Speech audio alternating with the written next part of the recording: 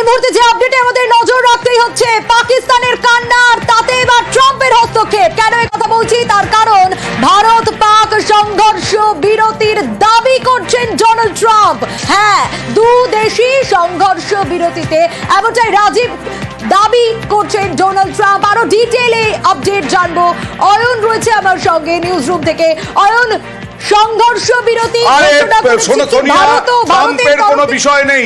Trump অনেক আগে বলেছিলেন, অনুরোধ করেছিলেন, আমরা বলেছিলাম জঙ্গি কার্যকলাপ যদি বন্ধ না হয়, যে কোনো জঙ্গি কার্যকলাপে আমরা যুদ্ধের সমতুল বলে মানব এবং যুদ্ধের মতো করে সমুচিত জবাব দেব।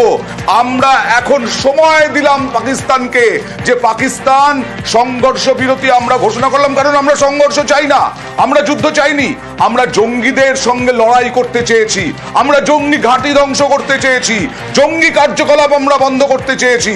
তাই পাকিস্তানকে সময় দিলাম। কত সময় দিলাম? 43 ঘন্টা সময় দিলাম।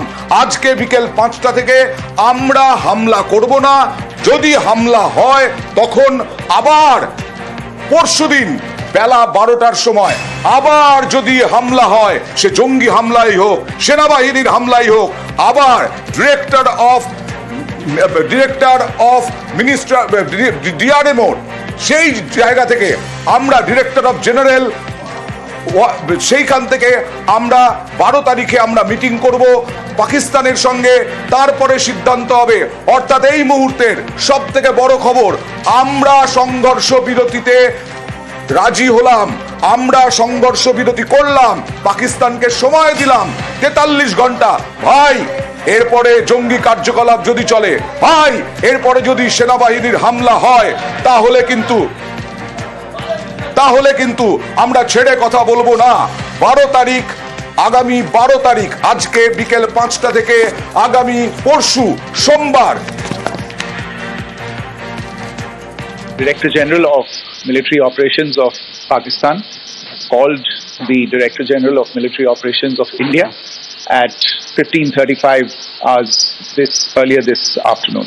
It was agreed between them that both sides would stop all firing and military action on land and in the air and sea with effect from 1700 hours Indian Standard Time today. Instructions have been given on both sides to give effect to this understanding. The Directors General of Military Operations will talk again on the 12th of May at 1200 hours. একেবারে বিক্রম মিস্ত্রি জানিয়ে দিলেন যে আমরা এবং পাকিস্তান সংঘর্ষ বিরতিতে রাজি হয়েছি, কিন্তু পাকিস্তানকে এটাও আমরা শর্ত দিয়েছি, জঙ্গি কার্যকলাপ, কোন রকম জঙ্গি কার্যকলাপ হলে কিন্তু সেটা যুদ্ধের হিসেবে দেখা হবে এবং সমতুল যুদ্ধ হিসেবে দেখা হবে এবং তার সঙ্গে সঙ্গে একেবারে সমুচিত জবাব দেওয়া হবে। আমরা 12টা ডিরেক্টর অফ জেনারেল যে দফতর, সেই দফতর থেকে আমরা ফোন করা হয়েছিল, আমরা এর আগেও জানিয়েছিলাম আপনাদেরকে যে ভারতের কাছে নতজানু হয়েছিল। সকাল থেকে আমরাই জানিয়েছিলাম যে ভারতের কাছে নতজানু হয়েছিল পাকিস্তান। শুধু তাই নয়, পাকিস্তানের কাছে পাকিস্তান আমাদেরকে বলেছিল, হুজুর একটু এই সংঘর্ষটা বন্ধ করা যায় কিনা। আমরা সকাল থেকে দেখিয়েছিলাম, দুপক্ষের সঙ্গে হটলাইনে কথা হয়েছিল এবং আমরা সেই সময় বলেছিলাম যে যতই পাকিস্তান হম্বিতম্বি করুক, পাকিস্তানে থাকলেও পাকিস্তানের আর্থিক পরিস্থিতি খুব খারাপ। পাকিস্তানের সামরিক যে বাহিনী, সেই সামরিক বাহিনী 12 নম্বরে। তারা কি চাইবে যে আমাদের বিরুদ্ধে হম্বিতম্বি করে আমাদেরকে লাগাতার হামলা করে, আমাদের উপরে লাগাতার হামলা করবে, আর হামলা প্রত্যাঘাত হবে না। প্রত্যাঘাতে গুড়িয়ে গেছে, বিভিন্ন এয়ারবেস গুড়িয়ে গেছে, বিভিন্ন জঙ্গি ঘাঁটি গুড়িয়ে গেছে। কোলের ছেলে মাসুদ আজাহার এখন আতঙ্কে কাঁপছে, হাফিজ সৈয়দ এখন আতঙ্কে কাঁপছে। তাই পাকিস্তানের সঙ্গে কথা বলে দুদেশ রাজি হয়েছে সংঘর্ষ বিরতির, কিন্তু তাতেও আমরা পাকিস্তানকে কড়া বার্তা দিয়েছি। আমরা শর্ত রেখেছি যাতে এই শর্ত অনুযায়ী পাকিস্তান যদি আবার হামলা চালায়, যদি শর্ত না মানে, তাহলে আমরা আবার বুঝে নেব 12টার পরে, দুপুর 12টার পরে। দেখুন বিক্রম মিস্ত্রি কি বললেন, আবার দেখুন। আরে এরকম ভাবে বলো না, আমি তো Director General of Military Operations of Pakistan called the Director General of Military Operations of India at 15:35 hours earlier this afternoon. It was agreed between them that both sides would stop all firing and military action on land and in the air and sea with effect from 1700 hours Indian Standard Time today. Instructions have been given on both sides to give effect to this understanding. The Directors General of Military Operations will talk again on the 12th of May at 1200 hours. Director of general military operation তাদের সঙ্গে কথা হয়েছে, ওদেশের সঙ্গেও director of general military অপারেশনের সঙ্গে কথা হয়েছে যে আপাতত যুদ্ধবিরতি, কারণ পাকিস্তান নতজানু হয়েছিল সকাল থেকে। আমরাই দেখিয়েছিলাম, সরাসরি চলে যাব মৈত্রেয়ীর কাছে। মৈত্রেয়ী, আলো পড়লেই হামলা, আলো পড়লেই শেল ছোড়া, শেলিং, আলো পড়লেই মিসাইল হামলার চেষ্টা। আজকে কি হতে পারে, কি হতে চলেছে এখন আর একটু পর থেকেই বোঝা যাবে। যুদ্ধবিরতির কথা বলা হলো, এই যুদ্ধবিরতি কি হবে, কি মনে হচ্ছে?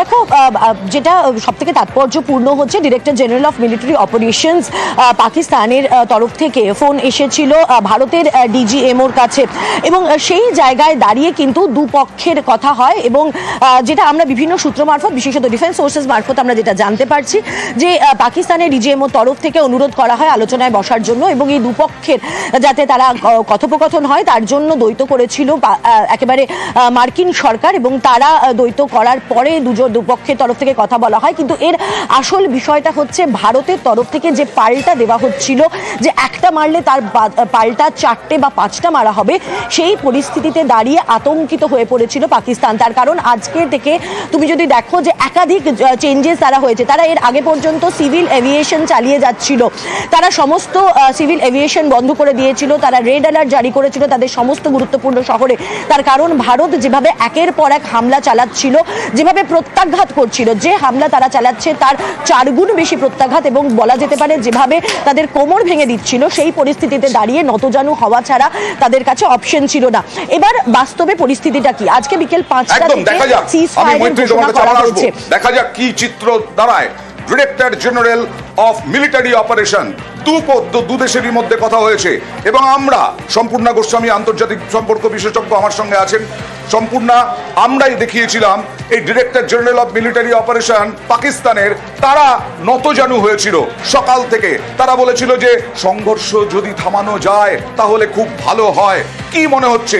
তারপরে আমরা সংঘর্ষ বিরতিতে সময় দিলাম, শর্ত দিলাম, আগামী সোমবার 12টার সময় আবার director general of military operation দুদেশেরই বৈঠক করবে। তার মধ্যে হামলা হলে আবার কি হবে সেটা তো ভবিষ্যৎই বলবে, কিন্তু এখন কি মনে হচ্ছে? সম্পূর্ণা, আমার সঙ্গে এই মুহূর্তে রয়েছেন অবসরপ্রাপ্ত কর্নেল রাজেন্দ্র ভাদুড়ী। মিস্টার ভাদুড়ী, কি মনে করছেন যে আমার বক্তব্যটা শুনলেন, আমার বিষয়টা বিবরণীটা শুনলেন, কোথা থেকে এলো এই সংঘর্ষ বিরতির সমাধান?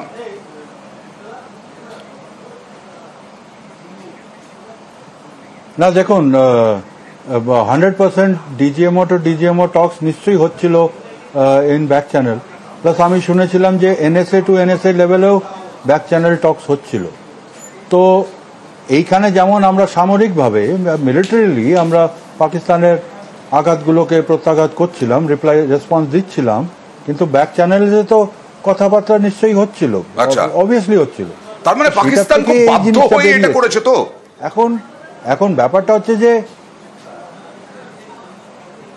না, ডেফিনেটলি এখন পাকিস্তান বাধ্য হয়ে করেছে বা ইন্ডিয়া নিজের থেকে ম্যাগনানিমিটি দেখিয়ে মানে as a higher moral ground নিয়ে স্ট্রং একটা মেসেজ দিল যে হ্যাঁ আমরা যুদ্ধ করতে পারি, আমরা যুদ্ধ থেকে পিছোচ্ছি না, কিন্তু for sake of humanity and for sake of international peace আমরা সিজ ফায়ার ডিক্লেয়ার করারও সাহস রাখি। মানে you understand? So this is declaring a ceasefire from a position of strength. এটাও ঠিক কর্নেল ভাদুড়ি যে গত কয়েক দিনে আমরা যে প্রত্যাঘাত করেছি তাতে পাকিস্তানের যে ক্ষয়ক্ষতি হয়েছে সেই ক্ষয়ক্ষতি সামলানো একটা বিরাট ব্যাপার। এর পরেও যদি হামলা হতো বা হয় তাহলে যে প্রত্যাঘাত হবে, যা সরকার বলে দিয়েছিল যে জঙ্গি কার্যকলাপ, যে কোনো জঙ্গি কার্যকলাপ হচ্ছে ইকুয়াল টু যুদ্ধ, আর সমুচিত জবাব দিতে হবে, সেইখানে কি পাকিস্তানের কান্নাকাটি?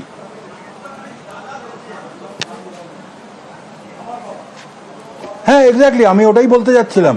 আগে স্টেটমেন্ট এলো that any act of terror will be considered as an act of war. তার মানে হ্যাঁ বলুন, আমরা পরিষ্কার বলে দিলাম যে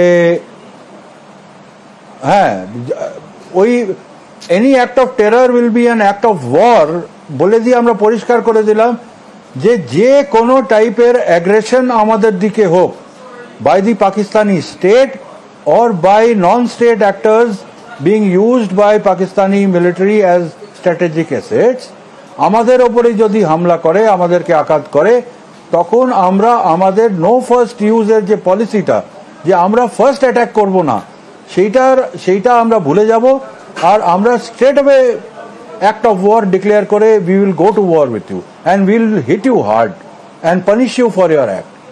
ওটার সঙ্গে যদি এটাকে এক্সট্রাপোলেট করা যায়, ক্লিয়ারলি পাকিস্তানের কাছে মেসেজ গেছে that we will punish you for your transgressions, কিন্তু we are strong enough to even accept declare a unilateral ceasefire. কারণ পাকিস্তানের কাছে ফুল ফ্লেজেড ওয়ার, ওরা যদি পাগলামিতে জুনুনে যদি ফুল ফ্লেজেড ওয়ারে চলেও যেত, ওদের কাছে এই ওয়ারটা সাস্টেন করার ক্যাপাবিলিটি নেই, ওই ক্যাপাসিটিটা নেই, ইকোনমিক্যালি আর মিলিটারিলি দুটোই। শুধু মানুষের জুনুন বা জজবা, হাউ ইজ দ্য জোশ বলে তো আর যুদ্ধ করা যায় না, সেটার অনেক কিছু ব্যাকগ্রাউন্ড, একটা সাপোর্ট দরকার, একটা মানে আমি আসবো কর্নেল ভাদুড়ি। আসলে পাকিস্তানের কাছে ক্লিয়ার মেসেজ গেছে, গত কয়েকদিনের যে প্রত্যাঘাত তার ক্লিয়ার মেসেজ গেছে, গত কয়েকদিন ধরে যে ভারতের জবাব তার ক্লিয়ার মেসেজ গেছে, গত কয়েকদিন ধরে ভারতের যে সিদ্ধান্ত পাকিস্তানের কাছে তার ক্লিয়ার মেসেজ গেছে, এবং তার সঙ্গে সঙ্গে যে কোনো জঙ্গি কার্যকলাপ হলেই সমতুল হচ্ছে যুদ্ধ এবং সমুচিত জবাব, ক্লিয়ার মেসেজ গেছে পাকিস্তানের। তাই সকাল থেকে একেবারে নত জানু পাকিস্তান, ডিজিএমওর কাছ থেকে বারবার করে সংঘর্ষ বিরতির আবেদন করা হয়েছিল। সরাসরি কথা বলবো, আমার সঙ্গে রয়েছেন সম্পূর্ণা গোস্বামী, আন্তর্জাতিক সম্পর্ক বিশেষজ্ঞ। কি বলবেন, সম্পূর্ণ ক্লিয়ার মেসেজ যাওয়ার পরেই পাকিস্তান কি নতজানু হয়েছিল এবং তা মেনে নিল ভারত? দেখুন, তার কারণ হচ্ছে যা খবরে দেখা যাচ্ছে সেটা হচ্ছে ডিজিএমও বেসিক্যালি পাকিস্তানের তরফ থেকে আজকে আর্জি করেছে এবং সেই আর্জিতেই ভারত সাড়া দিয়েছে। এখন বিষয়টা হচ্ছে, যদিও এইখানে মাঝখান থেকে আমেরিকা অ্যাজ ইউজুয়াল তারা ক্রেডিট নেবার চেষ্টা করছে, কিন্তু আমার মনে হয় যে এই যে পাকিস্তানের আর্জিতে ভারতের সাড়া, এটা আবারও কোথাও গিয়ে বিশ্বের প্রেক্ষাপটে ভারত বুঝিয়ে দিল যে ভারত বরাবর একটা রেসপন্সিবল পাওয়ার ছিল এবং আগামী দিনেও ভারত রেসপন্সিবল পাওয়ার থাকবে। কিন্তু তার পাশাপাশি আমরা এটাও দেখছি যে যেভাবে ভারত একটা কড়া পদক্ষেপ নিয়েছে এই অপারেশনের মাধ্যমে, এবং যেভাবে পাকিস্তানকে জানিয়ে দিয়েছে যে আর কোনো জঙ্গি হামলা যদি ভারতের মাটিতে হয় তাহলে আবারও মিলিটারি এসকালেশনের বা রিটালিয়েশনের মাধ্যমেই ভারত জবাব দেবে।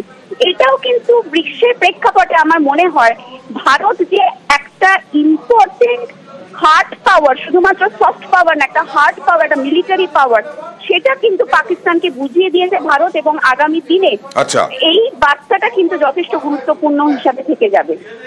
বেশ।